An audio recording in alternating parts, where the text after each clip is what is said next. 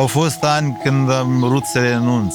Totul depinde de vreme, de secete, dar prea mult mi-a plăcut agrișul. Am hotărât totuși să mențin, să extind plantația. În anii buni cultiv și până la 3000 de kilograme, care majoritatea îl duc la piață la Chișinău. Facem gemuri, facem suc, facem dulceați, tot felul de produse. Pentru că el și așa are calități de care nu are alt produs.